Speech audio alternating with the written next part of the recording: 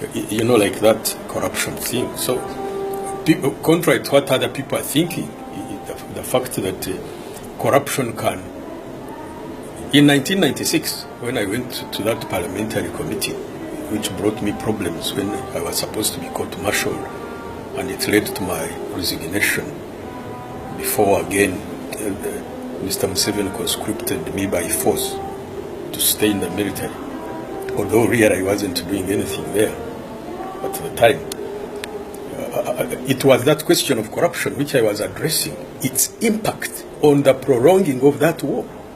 So corruption can cause war, corruption can lead to war, corruption can prolong a war, corruption can lead to the collapse of a state. So it's a real problem. Forget about the morality of it. If you see, because of corruption, no factories are being built. Why? Because the money is being stolen, for instance. This increases joblessness. Joblessness increases loitering of the youth on streets. This increases crime in the country. The crime increases, clamped down by the state. So you see, this one leads to that. So some of these abuses which we are talking about can threaten the integrity and actually the real existence of the state. Contrary to what people think that when people are talking about corruption, it's wrong. No, corruption can lead to the collapse of a state. I warned the president in 1998, but even before that in 95, and then in 2006 again, I wrote a big document about what was happening in the country, about corruption, and because I led this committee, which they call the Mbabazi Committee, in Ghost Soldiers, when we reduced the force from 100,000 to 60,000, it was thought at that time to be 57. After the committee, after going around the whole country in all those units of the army, we found we had about 24,000 soldiers. Can you imagine the magnitude of the criminality where money for 57,000 soldiers is being paid out, but only 24 are actually present? And you know how much this can cause in a country? So you can see some of the, of course, after that investigation, measures were taken, people were dismissed, and others were arrested and charged and so on. But you see, it would have caused that danger. So these are some of these issues are very, very real.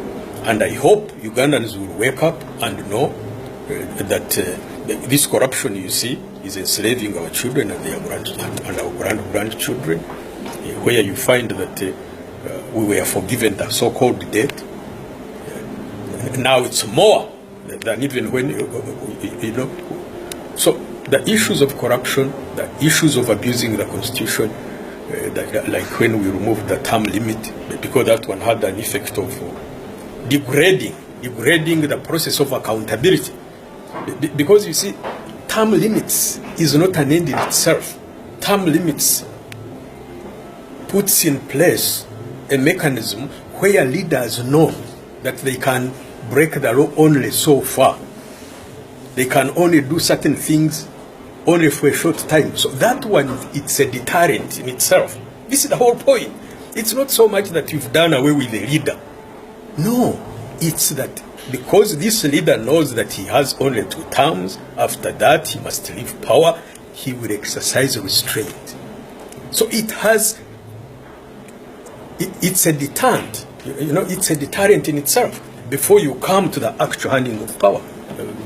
This is what we had a vision. This is what we had put in that constitution of 1995, which was removed.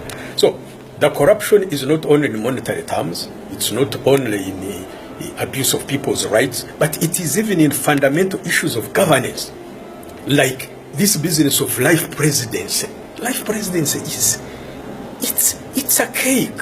It's a cake.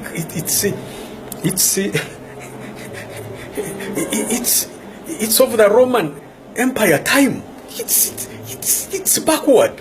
It's backward that someone wants to die in the State House and they take his body on a carriage. It's backward, man. So But you can see the whole ethos, the whole setup of the political class in Uganda now.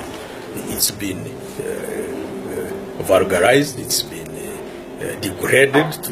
So I hope Ugandans will start waking up and say enough is enough. And really the leaders also, I think they have a moral duty.